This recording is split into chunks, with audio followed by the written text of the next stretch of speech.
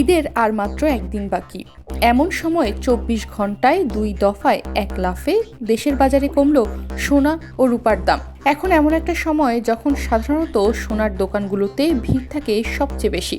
ঠিক তখনই হঠাৎ করে দাম পড়ে যাওয়াটা অনেকের কাছেই অবাক করার মতো।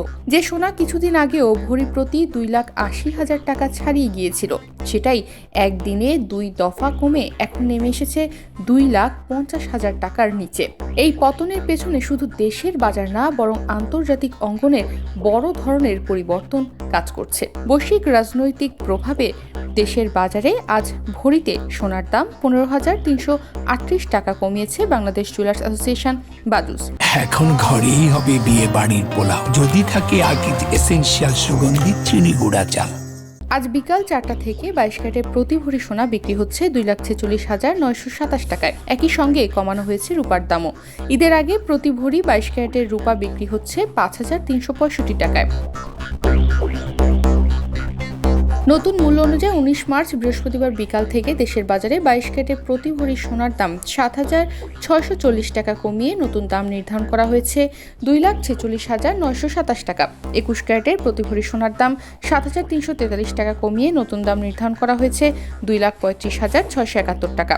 এছাড়া ১৮ ক্যারেটের প্রতি ভরি সোনার দাম ৬,২৯৯ টাকা কমিয়ে নতুন দাম করা হয়েছে ২,০২,০২০ টাকা। আর সনাতন পদ্ধতির প্রতি ভরি সোনার দাম ৫,১৩২ টাকা কমিয়ে নতুন দাম নির্ধারণ করা হয়েছে ১,৬৪,৫২১ টাকা।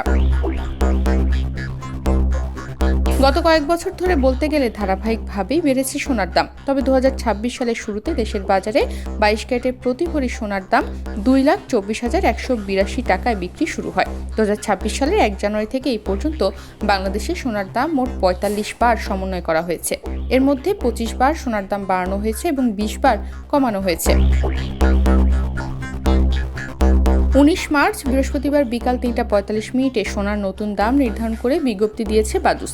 এতে বলা হয়, স্থানীয় বাজারে তেজাবি স্বর্ণ বা পিওর গোল্ডের দাম হ্রাস পেয়েছে। এ কারণে সোনার দাম সমন্বয়ের সিদ্ধান্ত নিয়েছে বাদুস। সেই সঙ্গে সরকার নির্ধারিত ৫% ভ্যাট ও বাদুস নির্ধারিত ন্যূনতম ৬% মজুরি যুক্ত হবে। আবার গহনার ডিজাইন ও মানভেদে মজুরিতে তারতম্য হতে পারে। এবার সোনার দাম কমানোর পাশাপাশি ২ দফায় রূপার দামও কমানো হয়েছে। ২২ ক্যারেটের ১ ভরি রূপার দাম আজ সারাদিনে ৭০০ টাকা কমিয়ে নতুন দাম নির্ধারণ করা হয়েছে ৫,৩৬৫ টাকা।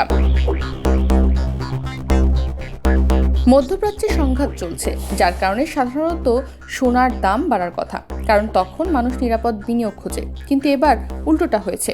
এই সংঘাতের কারণে তেলের দাম বেড়েছে, আর তেলের দাম বাড়ায় মুদ্রাস্ফীতি বেড়েছে। মুদ্রাস্ফীতি বাড়ায় ফেড সুদ কমাতে পারছে না, আর সুদ কমাতে না পারায় সোনার দাম উল্টো কমে গেছে। সব মিলিয়ে এটা কোনো সাধারণ দামের ওঠানামা না, বরং বৈশ্বিক অর্থনীতি, যুদ্ধ, তেলের বাজার আর সুদের হারের জটিল এক চেইন রিয়াকশনের ফল।